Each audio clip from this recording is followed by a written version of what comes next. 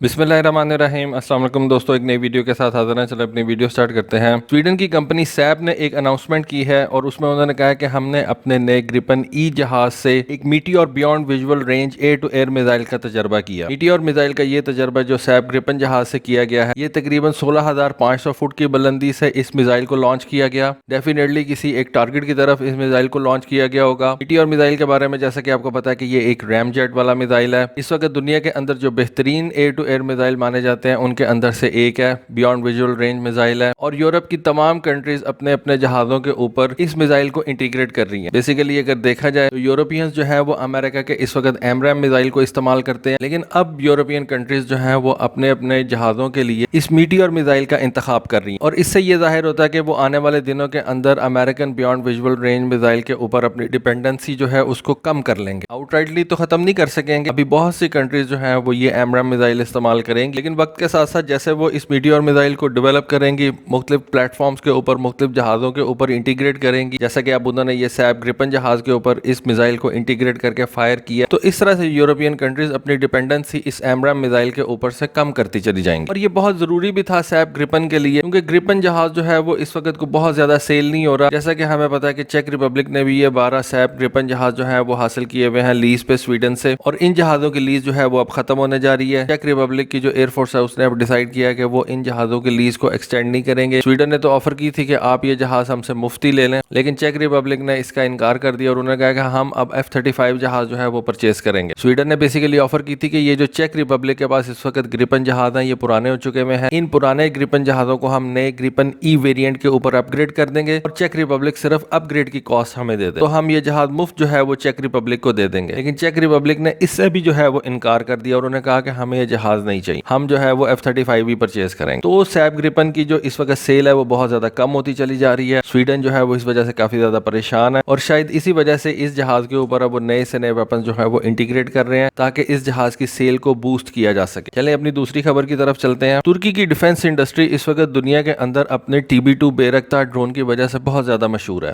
उसके अलावा तुर्की और भी बहुत से ड्रोन जो है वो तैयार कर रहा है, लेकिन ड्रोन्स के बनाने के साथ साथ तुर्की इस वक्त अपनी नेवी की तरफ भी तवज्जो दे रहा है और नेवी का जो इक्विपमेंट है उसको भी अपने मुल्क के अंदर तैयार करने की कोशिश कर रहा है। इसी वजह से तुर्की ने अब एक ऐलान किया कि तुर्की जो है वो अपने मुल्क के अंदर एक इंडिजिनस सबमरीन तैयार करेगा जिसको उसने मिल्डन क्लास का नाम दिया। इस वक्त तुर्की की नेवी जो है वो टाइप 214 की सबमरीन इस्तेमाल कर रही है। ये सबमरीन तुर्की के अंदर ही बनती हैं, अंडर लाइसेंस तुर्की इनको तैयार करता है, लेकिन ये है बेसिकली जर्मन सबमरीन। लेकिन अब तुर्की का कहना यह है कि हम अपने मुल्क के अंदर ये मिल्डन क्लास की सबमरीन जो है इनको तैयार करेंगे। ये सबमरीन जो है ये देखने में जर्मनी की टाइप 214 सबमरीन से काफी ज्यादा बड़ी है। डेफिनेटली इसकी डिस्प्लेसमेंट जो है वो भी जर्मन सबमरीन से ज्यादा ही होगी और ये जर्मन सबमरीन से ज्यादा देर तक पानी में रह सकेगी। जर्मन सबमरीन से ज्यादा जो है ये हथियार उठा के लेके जा सकेगी। कहा यह जा रहा है कि मिल्टन क्लास की सबमरीन की डिस्प्लेसमेंट जर्मन सबमरीन से कम 1000 टन ज्यादा होगी। देखें, अगर तुर्की सबमरीन भी अपनी तैयार कर लेता है तो फिर तुर्की इस सबमरीन को एक्सपोर्ट भी करेगा और तुर्की जो दूसरे ममालिक के ऊपर इस वक्त डिपेंडेंट है अपनी नेवी के लिए सबमरीन के हवाले से, तो वो भी उसकी डिपेंडेंसी खत्म हो जाएगी। तुर्की अपना एक TFX का 5th जनरेशन का जहाज भी तैयार करने की कोशिश कर रहा है। तो तुर्की जो है वो अपनी डिफेंस इंडस्ट्री को काफी ज्यादा बड़ा करता जा रहा है और ना सिर्फ अपने मुल्क की वो इससे जरूरियात पूरी कर रहा है बल्कि दूसरी दुनिया को वो इन चीजों को एक्सपोर्ट भी कर रहा है। आज की अगली खबर जो है वो ऑकस के हवाले से है। शायद आपको याद हो कि 2021 के अंदर ऑस्ट्रेलिया, इंग्लैंड और अमेरिका के दरमियान एक मुआहदा हुआ था। इस मुआहदे के तहत अमेरिका और इंग्लैंड मिल के ऑस्ट्रेलिया के लिए एक न्यूक्लियर सबमरीन तैयार करेंगे। न सिर्फ एक न्यूक्लियर सबमरीन तैयार करेंगे बल्कि ये दोनों ममालिक जो है ऑस्ट्रेलिया के लिए कम से कम 8 न्यूक्लियर सबमरीन तैयार करेंगे। इससे पहले ऑस्ट्रेलिया ने बेसिकली मुआहदा कर रखा था फ्रांस से बैराकूडा क्लास की सबमरीन्स का, लेकिन वो मुआहदा जो था वो काफी ज्यादा महंगा होता चला जा रहा था और उसके अंदर काफी ज्यादा डिले आ गया हुआ था। इस वजह से ऑस्ट्रेलिया ने उस मुआहदे को स्क्रैप कर दिया। मुआहदे को स्क्रैप करने के बाद फ्रांस के ऑस्ट्रेलिया और अमेरिका के साथ ताल्लुकात बहुत ज्यादा खराब भी हो गए थे, लेकिन फिर आपको पता है कि इनके ताल्लुकात ठीक हो गए। और अब इस ऑकस के हवाले से पहली खबर आई है कि इंग्लैंड की नेवी ने जो अपनी 5वीं एस्ट्यूट क्लास न्यूक्लियर सबमरीन हासिल की है, ये सबमरीन रॉयल नेवी को 31 अगस्त को जो है वो हैंडओवर की गई है। इस न्यूक्लियर सबमरीन के ऊपर ऑस्ट्रेलिया के सबमरीनर्स जो है वो ट्रेनिंग हासिल करेंगे। अभी ये जो ऑकस मुआहदा है इसके हवाले से हमारे पास कोई बहुत ज्यादा खबरें नहीं है, लेकिन सिर्फ हमें ये पता है कि 3 ममालिक इसके अंदर शामिल हैं, अमेरिका, इंग्लैंड और ऑस्ट्रेलिया। अब ये सबमरीन कौन डिजाइन करेगा, कौन तैयार करेगा, इसके बारे में अभी कोई तफसील हमें नहीं पता। ये पहली डिटेल जो हमारे सामने आई है। इसके मुताबिक रॉयल नेवी की जो एस्ट्यूट क्लास की नई सबमरीन है इसके ऊपर ऑस्ट्रेलियन सबमरीनर्स जो हैं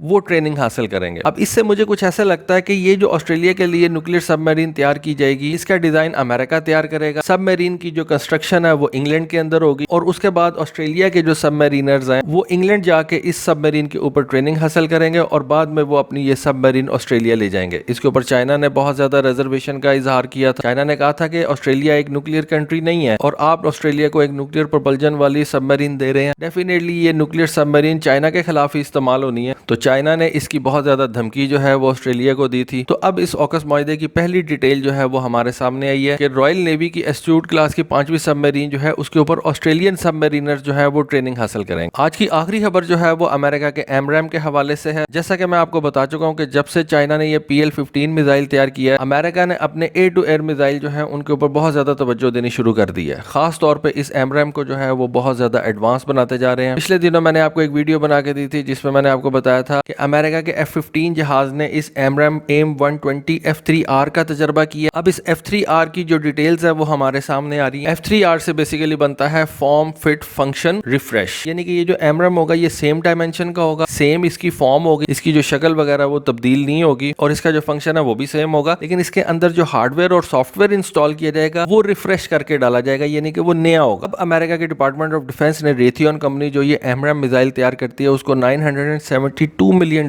کا ایک آرڈر جو ہے وہ پلیس کیا. اس آرڈر کے تحت Raytheon American air force, American navy اور 19 ادر ممالک کے لیے جو ہے وہ یہ نیا ایمرام میزائل تیار کرے گی، یا پرانے میزائلوں کو اس نئے F-3R ورژن کے اوپر جو ہے وہ اپ گریڈ کرے گی. اب یہ کون کون سی کنٹریز ہیں جن کو یہ نیا F-3R میزائل ملنے جا رہا ہے؟ ان کے اندر یونائٹڈ کنگڈم ہے، آسٹریلیا ہے، اٹلی ہے، سعودی عربیہ ہے اور جاپان ہے. باقی اور کون سی کنٹریز ہیں ان کے بارے میں ابھی اس کی تفصیل کا انہوں نے نہیں بتایا. یہ جو میزائل ہوگا یہ بالکل اسی طرح کا ہوگا دیکھنے میں جس طرح کا اس وقت کرنٹ ایمرام میزائل ہے، لیکن اس کے اندر انہوں نے کہا کہ ہم نے اس کا سافٹ ویئر اور ہارڈ ویئر جو ہے اس کو کافی زیادہ اپ گریڈ کیا ہے، اور جس کی وجہ سے اس کی پرفارمنس جو ہے وہ بہت زیادہ بہتر ہو گئی ہے. سب سے زیادہ جو اس میزائل کے اندر چینجز لے کے آئی گئی ہیں وہ اس کے گائیڈنس سیکشن کے اندر ہے. دیکھیں جس طرح سے تھریٹ ایوالو ہوتی ہے اس طرح سے آپ کو اپنے ویپن کو بھی جو ہے وہ بہتر بنانا پڑتا. تو ایمرام کا یہ جو F-3R ورژن ہے اس کا گائیڈنس سسٹم جو ہے اس کو امریکنز نے بالکل چینج کر دیا. اس کے اندر نئے امپرووڈ سرکٹ کارڈز جو ہیں ان کو انسٹال کیا ہے. اس میزائل کے اندر نیا سافٹ ویئر جو ہے وہ انہوں نے انسٹال کیا تاکہ اس میزائل کی گائیڈنس جو ہے اس کو بہتر بنایا جا سکے. تو دوستو یہ تھی آج کی ویڈیو، یہ تھی آج کی انفارمیشن. ہوپفلی آپ کو آج کی ویڈیو اور انفارمیشن پسند آئی ہوگی. کامنٹ سیکشن میں اپنی رائے سے ضرور آگاہ کیجیے گا. آج کے لیے بس اتنا ہی. Thank you. اللہ حافظ.